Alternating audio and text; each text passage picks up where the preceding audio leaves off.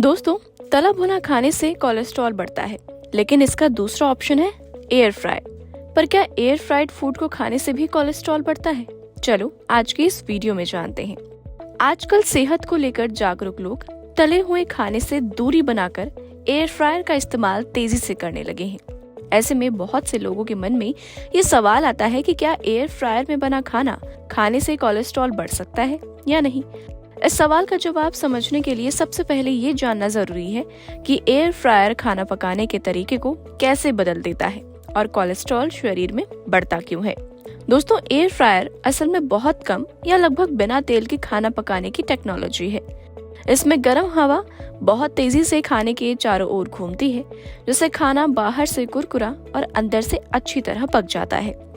पारंपरिक deep fry करने के मुकाबले इसमें तेल की मात्रा 70 से 80% तक कम हो जाती है।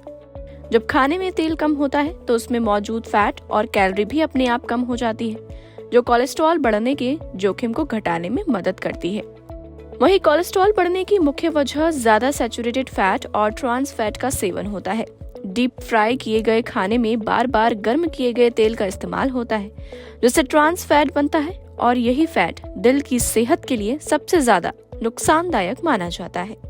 एयर फ्रायर में क्योंकि बहुत कम तेल इस्तेमाल होता है और तेल को बार बार गर्म करने की जरूरत नहीं पड़ती, इसलिए ट्रांस फैट बनने की संभावना काफी कम हो जाती है। इस लिहाज से देखा जाए तो एयर फ्रायर में बना खाना आमतौर पर कोलेस्ट्रॉल नहीं बढ़ाता, बल्कि सही तरीके से खाया जाए तो ये ज्यादा सुरक्षित विकल्प माना जा सकता है। हालांकि ये समझना भी बहुत जरूरी है कि सिर्फ एयर फ्रायर में खाना बनाना ही सब कुछ नहीं है। अगर आप एयर फ्रायर में भी processed food, readymade frozen snacks, sausage, nuggets या बहुत ज्यादा चीजें और मक्खन वाले आइटम्स बनाते हैं तो उनमें पहले से ही सैचुरेटेड फैट और सोडियम ज्यादा होता है। ऐसे में खाना एयर फ्रायर में बना हो तब भी वो कोलेस्ट्रॉल बढ़ाने में योगदान दे सकता है। यानी खाना बनाने की मशीन से ज्यादा अहम ये है कि आप किस तरह का खाना और किस इंग्रेडिएंट से बना रहे हैं। एयर फ्रायर से जुड़े एक और पहलू पर भी ध्यान देना बहुत जरूरी है। बहुत ज्यादा तापमान पर लंबे समय तक खाना पकाने से कुछ खाद्य पदार्थों में हानिकारक तत्व बन सकते हैं, जैसे कि आलू या स्टार्च वाले फूड में इलेक्ट्रोलामाइड।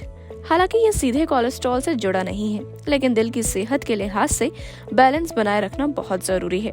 वहीं अगर आप सब्जियां, पनीर को हल्के तेल में, मछली या चिकन को बिना ज्यादा फैट के एयर फ्रायर में पकाते हैं तो ये दिल के लिए फायदेमंद हो सकता है। ऐसे खाने से एलडीएल यानी खराब कोलेस्ट्रॉल बढ़ने की संभावना कम होती है और एचडीएल यानी अच्छे कोलेस्ट्रॉल को संतुलन में रखने की संभावना ज्यादा बढ़ जाती है। साथ ही जब तेल कम होता है तो वजन कंट्रोल में रहता है और वजन संतुलित रहने से भी कोलेस्ट्रॉल को काबू में रखना काफी ज्यादा मददगार है।